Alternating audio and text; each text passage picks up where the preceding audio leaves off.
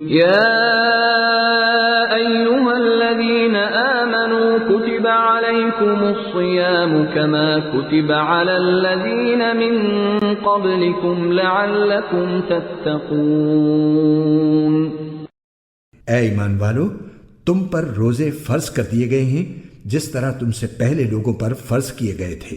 تاکہ تمہارے اندر تقوی پیدا ہو۔ اسلام کے اکثر احکام کی طرح روزے کی فرضیت بھی بتدریج عائد کی گئی ہے۔ نبی صلی اللہ علیہ وسلم نے ابتدا میں مسلمانوں کو صرف ہر مہینے 3 دن کے روزے رکھنے کی ہدایت فرمائی تھی، مگر یہ روزے فرض نہ تھے۔ پھر 2 ہجری میں رمضان کے روزوں کا یہ حکم قرآن میں نازل ہوا، مگر اس میں اتنی رعایت رکھی گئی کہ جو لوگ روزے کو برداشت کرنے کی طاقت رکھتے ہوں اور پھر بھی روزہ نہ رکھیں، وہ ہر روزے کے بدلے ایک مسکین کو کھانا کھلا دیا کریں۔ بعد میں دوسرا حکم نازل ہوا اور یہ عام رعایت منسوخ کر دی گئی، لیکن مریض اور مسافر اور حاملہ یا دودھ پلانے والی عورت اور ایسے بوڑھے لوگوں کے لیے جن میں روزے کی طاقت نہ ہو، اس رعایت کو بدستور باقی رہنے دیا گیا، اور انہیں حکم دیا گیا کہ بعد میں جب عذر باقی نہ رہے تو قضا کے اتنے روزے رکھ لیں جتنے رمضان میں ان سے چھوٹ گئے ہیں۔ ایاما معدودات فمن كان منكم مريضا أو على سفر فعدة من أيام أخر وعلى الذين يطيقونه فدية طعام مسكين فمن تطوع خيرا فهو خير له وأن تصوموا خير لكم إن كنتم تعلمون۔ گنتی کے چند دن روزے رکھنے ہیں، پھر بھی اگر تم میں سے کوئی شخص بیمار ہو یا سفر پر ہو تو وہ دوسرے دنوں میں اتنی ہی تعداد پوری کر لے، اور جو لوگ اس کی طاقت رکھتے ہوں وہ ایک مسکین کو کھانا کھلا کر روزے کا فدیہ ادا کر دیں۔ اس کے علاوہ اگر کوئی شخص اپنی خوشی سے کوئی نیکی کرے تو یہ اس کے حق میں بہتر ہے، اور اگر تم کو سمجھ ہو تو روزے رکھنے میں تمہارے لیے زیادہ بہتری ہے۔ جو اپنی خوشی سے کچھ زیادہ بھلائی کرے، یعنی ایک سے زیادہ آدمیوں کو کھانا کھلائے، یا یہ کہ روزہ بھی رکھے اور مسکین کو کھانا بھی کھلائے۔ لیکن اگر تم سمجھو تو تمہارے حق میں اچھا یہی ہے کہ روزہ رکھو۔ یہاں تک وہ ابتدائی حکم ہے جو رمضان کے روزوں کے متعلق 2 ہجری میں جنگ بدر سے پہلے نازل ہوا تھا۔ اس کے بعد کی آیات اس کے 1 سال بعد نازل ہوئیں اور مناسبت مضمون کی وجہ سے اسی سلسلہ بیان میں شامل کر دی گئیں۔ شهر رمضان الذي أنزل فيه القرآن هدى للناس وبينات من الهدى والفرقان فمن شهد منكم الشهر فليصم ومن كان مريضا أو على سفر فعدة من أيام أخر يريد الله بكم اليسر ولا يريد بكم العسر ولتكملوا العدة ولتكبروا الله على ما هداكم ولعلكم تشكرون۔ رمضان کا مہینہ وہ ہے جس میں قرآن نازل کیا گیا جو لوگوں کے لیے سراپا ہدایت اور ایسی روشن نشانیوں کا حامل ہے جو صحیح راستہ دکھاتی اور حق و باطل کے درمیان 2 ٹوک فیصلہ کر دیتی ہیں۔ لہٰذا تم میں سے جو شخص بھی یہ مہینہ پائے وہ اس میں ضرور روزہ رکھے، اور اگر کوئی شخص بیمار ہو یا سفر پر ہو تو وہ دوسرے دنوں میں اتنی ہی تعداد پوری کر لے۔ اللہ تمہارے ساتھ آسانی کا معاملہ کرنا چاہتا ہے اور تمہارے لیے مشکل پیدا کرنا نہیں چاہتا، تاکہ تم روزوں کی گنتی پوری کر لو، اور اللہ نے تمہیں جو راہ دکھائی اس پر اللہ کی تکبیر کہو، اور تاکہ تم شکر گزار بنو۔ سفر کی حالت میں روزہ رکھنا یا نہ رکھنا آدمی کے اختیار تمیزی پر چھوڑ دیا گیا ہے۔ نبی صلی اللہ علیہ وسلم کے ساتھ جو صحابہ سفر میں جایا کرتے تھے ان میں سے کوئی روزہ رکھتا تھا اور کوئی نہ رکھتا تھا، اور دونوں گروہوں میں سے کوئی دوسرے پر اعتراض نہ کرتا تھا۔ خود آن حضرت صلی اللہ علیہ وسلم نے بھی کبھی سفر میں روزہ رکھا ہے اور کبھی نہیں رکھا ہے۔ ایک سفر کے موقع پر ایک شخص بدحال ہو کر گر گیا اور اس کے گرد لوگ جمع ہو گئے نبی صلی اللہ علیہ وسلم نے یہ حال دیکھ کر دریافت فرمایا، کیا معاملہ ہے؟ عرض کیا گیا، روزے سے ہے۔ فرمایا، یہ نیکی نہیں ہے۔ جنگ کے موقع پر تو آپ حکماً روزے سے روک دیا کرتے تھے تاکہ دشمن سے لڑنے میں کمزوری لاحق نہ ہو۔ حضرت عمر کی روایت ہے کہ ہم نبی صلی اللہ علیہ وسلم کے ساتھ 2 مرتبہ رمضان میں جنگ پر گئے، پہلی مرتبہ جنگ بدر میں اور آخری مرتبہ فتح مکہ کے موقع پر، اور دونوں مرتبہ ہم نے روزے چھوڑ دیے۔ ابن عمر کا بیان ہے کہ فتح مکہ کے موقع پر حضور صلی اللہ علیہ وسلم نے فرما دیا تھا کہ دشمن سے مقابلہ درپیش ہے، روزے چھوڑ دو تاکہ تمہیں لڑنے کی قوت حاصل ہو۔ عام سفر کے معاملے میں یہ بات کہ کتنی مسافت کے سفر پر روزہ چھوڑا جا سکتا ہے حضور کے کسی ارشاد سے واضح نہیں ہوتی، اور صحابہ کرام رضوان اللہ تعالی علیہم اجمعین کا عمل اس باب میں مختلف ہے۔ صحیح یہ ہے کہ جس مسافت پر عرف عام میں سفر کا اطلاق ہوتا ہے اور جس میں مسافرانہ حالت انسان پر طاری ہوتی ہے، وہ افطار کے لیے کافی ہے۔ یہ امر متفق علیہ ہے کہ جس روز آدمی سفر کی ابتدا کر رہا ہو اس دن کا روزہ افطار کر لینے کا اسے اختیار ہے، چاہے تو گھر سے کھانا کھا کر چلے اور چاہے تو گھر سے نکلتے ہی کھا لے، دونوں عمل صحابہ سے ثابت ہیں۔ یہ امر کہ اگر کسی شہر پر دشمن کا حملہ ہو تو کیا لوگ مقیم ہونے کے باوجود جہاد کی خاطر روزہ چھوڑ سکتے ہیں؟ علماء کے درمیان مختلف فی ہے۔ بعض علماء اس کی اجازت نہیں دیتے، مگر علامہ ابن تیمیہ نے نہایت قوی دلائل کے ساتھ فتویٰ دیا تھا کہ ایسا کرنا بالکل جائز ہے۔ اس پر اللہ کی کبریائی کا اظہار و اعتراف کرو اور شکر گزار بنو۔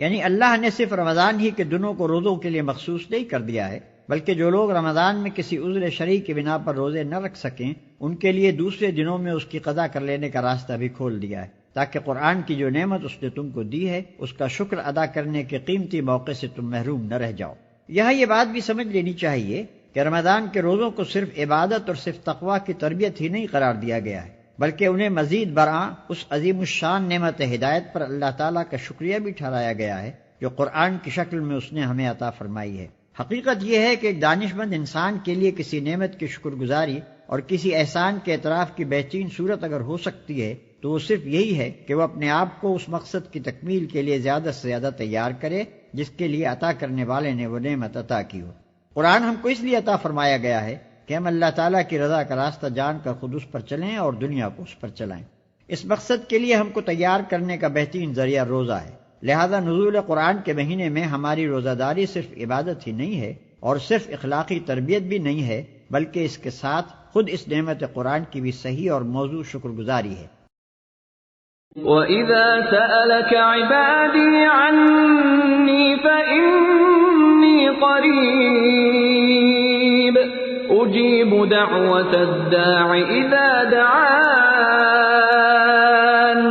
فَلْيَسْتَجِيبُوا لِي وَلْيُؤْمِنُوا بِي لَعَلَّهُمْ يَرْشُدُونَ۔ اور اے پیغمبر، جب میرے بندے آپ سے میرے بارے میں پوچھیں تو آپ ان سے کہہ دیجئے کہ میں اتنا قریب ہوں کہ جب کوئی مجھے پکارتا ہے تو میں پکارنے والے کی پکار سنتا ہوں، لہٰذا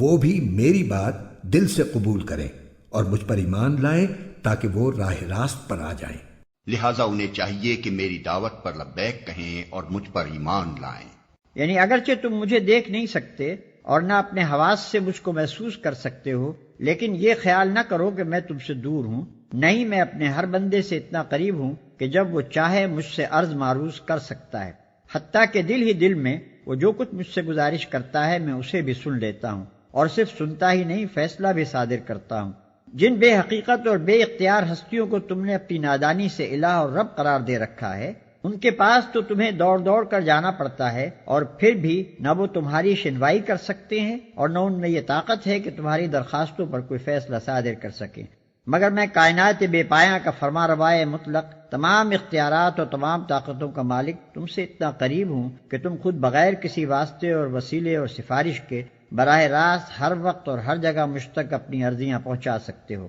لہذا تم اپنی اس نادانی کو چھوڑ دو کہ ایک ایک بے اختیار بناوٹی خدا کے در پر مارے مارے پھرتے ہو۔ میں جو دعوت تمہیں دے رہا ہوں اس پر لبیک کہہ کر میرا دامن پکڑ لو، میری طرف رجوع کرو، مجھ پر بھروسہ کرو اور میری بندگی و اطاعت میں آ جاؤ۔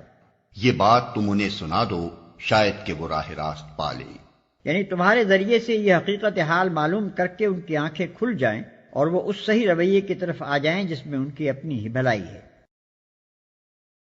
أحل لكم ليلة الصيام الرفث إلى نسائكم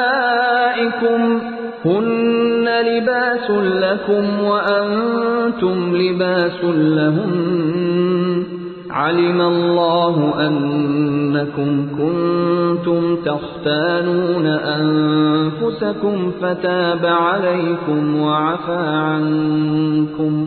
فالآن باشروهن وابتغوا ما كتب الله لكم وكلوا واشربوا حتى يتبين لكم الخيط الأبيض من الخيط الأسود من الفجر ثم أتموا الصيام إلى الليل ولا تباشروهن وأنتم عاكفون في المساجد تلك حدود الله فلا تقربوها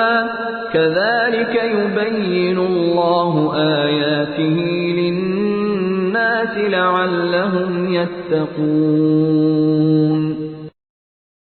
تمہارے لیے حلال کر دیا گیا ہے کہ روزوں کی رات میں تم اپنی بیویوں سے بے تکلف صحبت کرو، وہ تمہارے لیے لباس ہیں اور تم ان کے لیے لباس ہو۔ اللہ کو علم تھا کہ تم اپنے آپ سے خیانت کر رہے تھے، پھر اس نے تم پر عنایت کی اور تمہاری غلطی معاف فرما دی، چنانچہ اب تم ان سے صحبت کر لیا کرو، اور جو کچھ اللہ نے تمہارے لیے لکھ رکھا ہے اسے طلب کرو، اور اس وقت تک کھاؤ پیو جب تک صبح کی سفید دھاری سیاہ دھاری سے ممتاز ہو کر تم پر واضح نہ ہو جائے، اس کے بعد رات آنے تک روزے پورے کرو، اور ان اپنی بیویوں سے اس حالت میں مباشرت نہ کرو جب تم مسجدوں میں اعتکاف میں بیٹھے ہو، یہ اللہ کی مقرر کی ہوئی حدود ہیں، لہٰذا ان کی خلاف ورزی کے قریب بھی مت جانا۔ اسی طرح اللہ اپنی نشانیاں لوگوں کے سامنے کھول کھول کر بیان کرتا ہے تاکہ وہ تقوی اختیار کریں۔ یعنی جس طرح لباس اور جسم کے درمیان کوئی پردہ نہیں رہ سکتا بلکہ دونوں کا باہمی تعلق و اتصال بالکل غیر منفک ہوتا ہے، اسی طرح تمہارا اور تمہاری بیویوں کا تعلق بھی ہے۔ جو لطف اللہ نے تمہارے لیے جائز کر دیا ہے اسے حاصل کرو۔ ابتدا میں اگرچہ اس قسم کا کوئی صاف حکم موجود نہ تھا کہ رمضان کی راتوں میں کوئی شخص اپنی بیوی سے مباشرت نہ کرے، لیکن لوگ اپنی جگہ یہی سمجھتے تھے کہ ایسا کرنا جائز نہیں ہے، پھر اس کے ناجائز یا مکروہ ہونے کا خیال دل میں لیے ہوئے بسا اوقات اپنی بیویوں کے پاس چلے جاتے تھے۔ یہ گویا اپنے ضمیر کے ساتھ خیانت کا ارتکاب تھا، اور اس سے اندیشہ تھا کہ ایک مجرمانہ اور گناہ گارانہ ذہنیت ان کے اندر پرورش پاتی رہے گی۔ اس لیے اللہ تعالیٰ نے پہلے اس خیانت پر تنبیہ فرمائی اور پھر ارشاد فرمایا کہ یہ فعل تمہارے لیے جائز ہے، لہذا اب اسے برا فعل سمجھتے ہوئے نہ کرو بلکہ اللہ کی اجازت سے فائدہ اٹھاتے ہوئے قلب و ضمیر کی پوری طہارت کے ساتھ کرو۔ راتوں کو کھاؤ پیو۔ اس بارے میں بھی لوگ ابتداء غلط فہمی میں تھے۔ کسی کا خیال تھا کہ عشاء کی نماز پڑھنے کے بعد سے کھانا پینا حرام ہو جاتا ہے، اور کوئی یہ سمجھتا تھا کہ رات کو جب تک آدمی جاگ رہا ہو کھا پی سکتا ہے، جہاں سو گیا پھر دوبارہ اٹھ کر وہ کچھ نہیں کھا سکتا۔ یہ احکام لوگوں نے خود اپنے ذہن میں سمجھ رکھے تھے اور اس کی وجہ سے بسا اوقات بڑی تکلیفیں اٹھاتے تھے۔ اس آیت میں انہی غلط فہمیوں کو رفع کیا گیا ہے۔ اس میں روزے کی حد طلوع فجر سے لے کر غروب آفتاب تک مقرر کر دی گئی، اور غروب آفتاب سے طلوع فجر تک رات بھر کھانے پینے اور مباشرت کرنے کے لیے آزادی دے دی گئی۔ اس کے ساتھ نبی صلی اللہ علیہ وسلم نے سحری کا قاعدہ مقرر فرما دیا تاکہ طلوع فجر سے عین پہلے آدمی اچھی طرح کھا پی لے، سپیدہ صبح کی دھاری نمایاں نظر آ جائے۔ اسلام نے اپنی عبادات کے لیے اوقات کا وہ معیار مقرر کیا ہے جس سے دنیا میں ہر وقت ہر مرتبہ و تمدن کے لوگ ہر جگہ اوقات کی تعین کر سکیں۔ وہ گھڑیوں کے لحاظ سے وقت مقرر کرنے کے بجائے ان آثار کے لحاظ سے وقت مقرر کرتا ہے جو آفاق میں نمایاں نظر آتے ہیں۔ مگر نادان لوگ اس طریقے توقیت پر عموماً یہ اعتراض کرتے ہیں کہ قطبین کے قریب جہاں رات اور دن کئی کئی مہینوں کے ہوتے ہیں، اوقات کی یہ تعین کیسے چل سکے گی؟ حالانکہ یہ اعتراض دراصل علم جغرافیہ کی سرسری واقفیت کا نتیجہ ہے۔ حقیقت میں نہ وہاں 6 مہینوں کی رات اس معنی میں ہوتی ہے اور نہ 6 مہینوں کا دن جس معنی میں ہم خط استوا کے آس پاس رہنے والے لوگ دن اور رات کے لفظ بولتے ہیں۔ خواہ رات کا دور ہو یا دن کا، بہرحال صبح و شام کے آثار وہاں پوری باقاعدگی کے ساتھ افق پر نمایاں ہوتے ہیں، اور انہی کے لحاظ سے وہاں کے لوگ ہماری طرح اپنے سونے جاگنے اور کام کرنے اور تفریح کرنے کے اوقات مقرر کرتے ہیں۔ جب گھڑیوں کا رواج عام نہ تھا تب بھی فن لینڈ، ناروے اور گرین لینڈ وغیرہ ملکوں کے لوگ اپنے اوقات معلوم کرتے ہی تھے اور اس کا ذریعہ یہی افق کے آثار تھے۔ لہذا جس طرح دوسرے تمام معاملات میں یہ آثار ان کے لیے تعین اوقات کا کام دیتے ہیں، اسی طرح نماز اور سحر و افطار کے معاملے میں بھی دے سکتے ہیں۔ رات تک اپنا روزہ پورا کرو۔ رات تک روزہ پورا کرنے سے مراد یہ ہے کہ جہاں رات کی سرحد شروع ہوتی ہے وہیں تمہارے روزے کی سرحد ختم ہو جائے، اور ظاہر ہے کہ رات کی سرحد غروب آفتاب سے شروع ہوتی ہے، لہذا غروب آفتاب ہی کے ساتھ افطار کر لینا چاہیے۔ سحر اور افطار کی صحیح علامت یہ ہے کہ جب رات کے آخری حصے میں افق کے مشرقی کنارے پر سفیدہ صبح کی باریک سی دھاری نمودار ہو کر اوپر بڑھنے لگے تو سحری کا وقت ختم ہو جاتا ہے، اور جب دن کے آخری حصے میں مشرق کی جانب سے رات کی سیاہی بلند ہوتی نظر آئے تو افطار کا وقت آ جاتا ہے۔ آج کل لوگ سحری اور افطار دونوں کے معاملے میں شدت احتیاط کی بنا پر کچھ بیجا تشدد برتنے لگے ہیں، مگر شریعت نے ان دونوں اوقات کی کوئی ایسی حد بندی نہیں کی ہے جس سے چند سیکنڈ یا چند منٹ ادھر ادھر ہو جانے سے آدمی کا روزہ خراب ہو جاتا ہو۔ سحر میں سیاہی شب سے سفیدہ سحر کا نمودار ہونا اچھی خاصی گنجائش اپنے اندر رکھتا ہے، اور ایک شخص کے لیے یہ بالکل صحیح ہے کہ اگر عین طلوع فجر کے وقت اس کی آنکھ کھلی ہو تو وہ جلدی سے اٹھ کر کچھ کھا پی لے۔ حدیث میں آتا ہے کہ حضور صلی اللہ علیہ وسلم نے فرمایا، اگر تم میں سے کوئی شخص سحری کھا رہا ہو اور اذان کی آواز آ جائے تو فوراً چھوڑ نہ دے بلکہ اپنی حاجت بھر کھا پی لے۔ اسی طرح افطار کے وقت میں بھی غروب آفتاب کے بعد خواہ مخواہ دن کی روشنی ختم ہونے کا انتظار کرتے رہنے کی کوئی ضرورت نہیں۔ نبی صلی اللہ علیہ وسلم سورج ڈوبتے ہی بلال کو آواز دیتے تھے کہ لاؤ ہمارا شربت۔ بلال رضی اللہ عنہ عرض کرتے کہ یا رسول اللہ صلی اللہ علیہ وسلم، ابھی تو دن چمک رہا ہے۔ آپ فرماتے کہ جب رات کی سیاہی مشرق سے اٹھنے لگے تو روزے کا وقت ختم ہو جاتا ہے۔ اور جب تم مسجدوں میں معتکف ہو تو بیویوں سے مباشرت نہ کرو۔ معتکف ہونے کا مطلب یہ ہے کہ آدمی رمضان کے آخری 10 دن مسجد میں رہے اور یہ دن اللہ کے ذکر کے لیے مختص کر دے۔ اس اعتکاف کی حالت میں آدمی اپنی انسانی حاجات کے لیے مسجد سے باہر جا سکتا ہے، مگر لازم ہے کہ وہ اپنے آپ کو شہوانی لذتوں سے روکے رکھے۔ یہ اللہ کی باندھی ہوئی حدیں ہیں، ان کے قریب نہ پھٹکنا۔ یہ نہیں فرمایا کہ ان حدوں سے تجاوز نہ کرنا، بلکہ یہ فرمایا کہ ان کے قریب نہ پھٹکنا۔ اس کا مطلب یہ ہے کہ جس مقام سے معصیت کی حد شروع ہوتی ہے، عین اسی مقام کے آخری کناروں پر گھومتے رہنا آدمی کے لیے خطرناک ہے۔ سلامتی اس میں ہے کہ آدمی سرحد سے دور ہی رہے تاکہ بھولے سے بھی قدم اس کے پار نہ چلا جائے۔ یہی مضمون اس حدیث میں بیان ہوا ہے جس میں نبی صلی اللہ علیہ وسلم نے فرمایا کہ ہر بادشاہ کی ایک حما ہوتی ہے، اور اللہ کی حما اس کی وہ حدیں ہیں جن سے اس نے حرام و حلال اور طاعت و معصیت کا فرق قائم کیا ہے۔ جو جانور حما کے گرد ہی چرتا رہے گا، ہو سکتا ہے کہ ایک روز وہ حما کے اندر داخل ہو جائے۔ افسوس ہے کہ بہت سے لوگ جو شریعت کی روح سے ناواقف ہیں ہمیشہ اجازت کی آخری حدوں تک ہی جانے پر اصرار کرتے ہیں، اور بہت سے علماء و مشائخ بھی اسی غرض کے لیے سندیں ڈھونڈ ڈھونڈ کر جواز کی آخری حدیں انہیں بتایا کرتے ہیں تاکہ وہ اس باریک خط امتیاز ہی پر گھومتے رہیں جہاں اطاعت اور معصیت کے درمیان محض بال برابر فاصلہ رہ جاتا ہے۔ اسی کا نتیجہ ہے کہ بکثرت لوگ معصیت اور معصیت سے بھی بڑھ کر ضلالت میں مبتلا ہو رہے ہیں،